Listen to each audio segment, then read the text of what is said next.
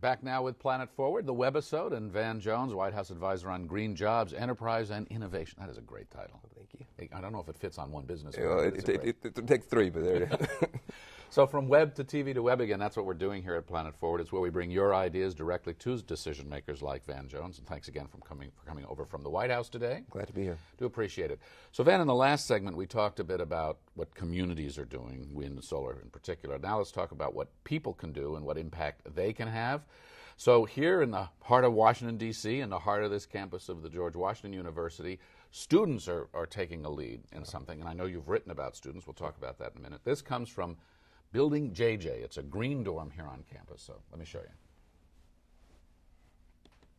Building JJ is a newly converted residence hall that has become a green dorm building, and we here have implemented new green technologies that kind of work with students so they can be eco-friendly and at the same time go about their normal lives.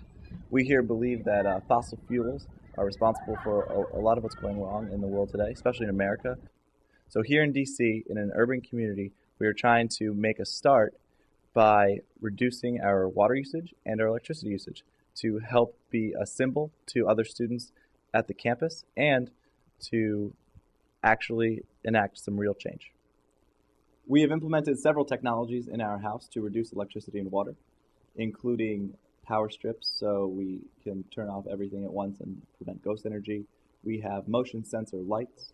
We have, to save water, efficient shower heads, faucets, toilets, and all of our efforts with many other adjustments to the house have saved 60% of the energy usage of last year and 60% of the water usage from last year. So we've seen huge reductions, and we really haven't changed a lot of that. 60% reductions. What do you think? Well, that's excellent because the average is about 30%. With fairly significant effort. So they've done something really extraordinary, and the great thing about that is that's going to be 60% cost savings. So one of the things that is important about... We like that here. Yeah, exactly.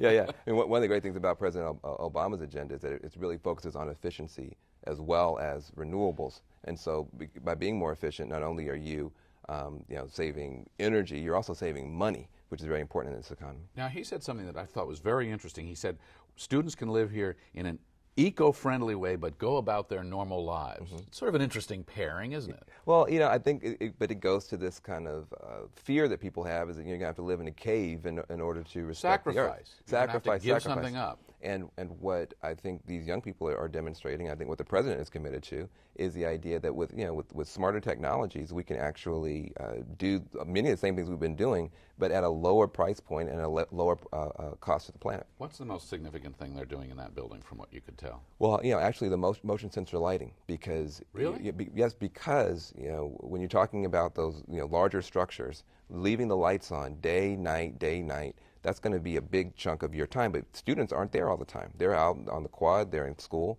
So what you want to be able to do is, when you open the door and you walk in, the lights cut on, you go in your dorm room, you close the door, after a little while the lights go off. And you can get, and you don't even notice necessarily that the hall is dark when you're not in the hallway. So what's involved in taking this model from a dorm and turning it into an apartment building or an office building and doing a whole city? Because your thing is largely about what we can do in urban America, where we use huge amounts of electricity. Sure. Well, I mean, what's great is the products that they use are not they're not space age George Jetson stuff that we have to wait 1,000 years for. That's off the shelf technology, probably installed at with some good skilled workers.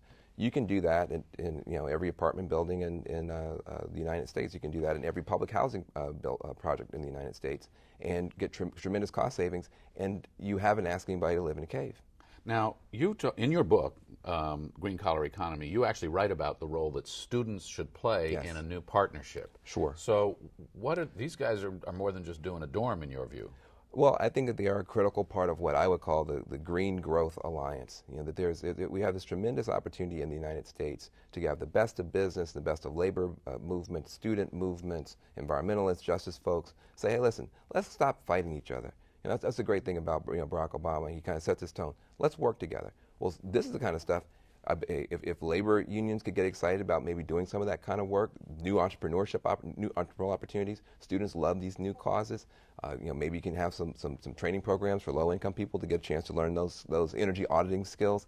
This is a win. It's not win-win. It's triumph, triumph, triumph. All right. Well, let me press you on that, because we've heard some people on Planet Forward who say, well, great ideas, but not so fast. Good. One of them who says, and he writes the following. He says, this is from Gordon Johnson. He's a former budget director from the University of Colorado at Boulder. He says, wind-driven generators, solar panels, energy storage devices require a substantial amount of metals, lubricants, and other finite natural resources. He writes, given our current level of dependency on fossil fuels, it's a huge challenge just to meet a portion of the current demand with cleaner technologies. Can we solve any of these problems without addressing population growth? Sure. Well, this is a complex problem. We certainly, don't want to overshoot our capacity to live on the earth by having too many people. But the reality is, it's not just the number of people, it's what those people are doing, how much they're consuming, how much they're polluting. And to his point, it is true that we are still in the first generation of these renewables.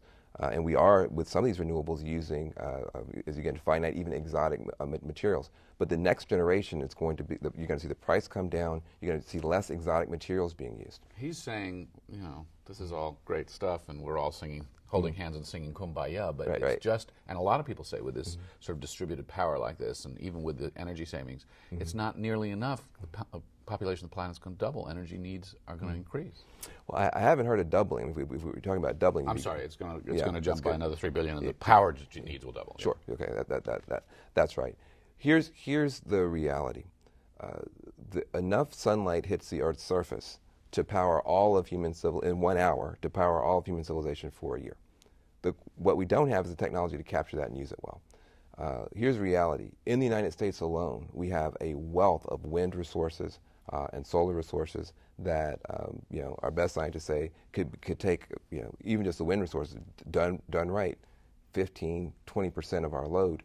If we then have more efficient appliances, which we haven't focused on, we can shrink the demand and meet more of our supply with renewable resources. All right, one last question and one last response, and then we're done. There's a comment, actually. This is a comment from Green Neighbor.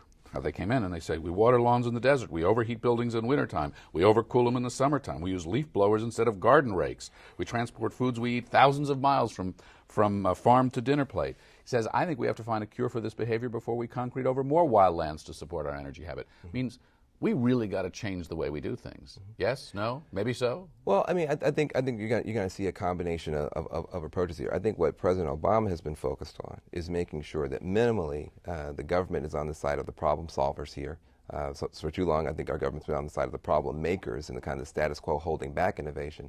This president is tired of the problem makers in the energy sector writing the rules for themselves. Let's have innovation in our energy sector like we had in our information technology sector. Let's see where we are in 10 years. Okay, more ideas and comments can be found on all over planetforward.org. You can see the television show which we put on the air, see hundreds of videos and ideas and comments. So chime in, register to be part of our community, join the conversation, the debate, submit your own video or your essay.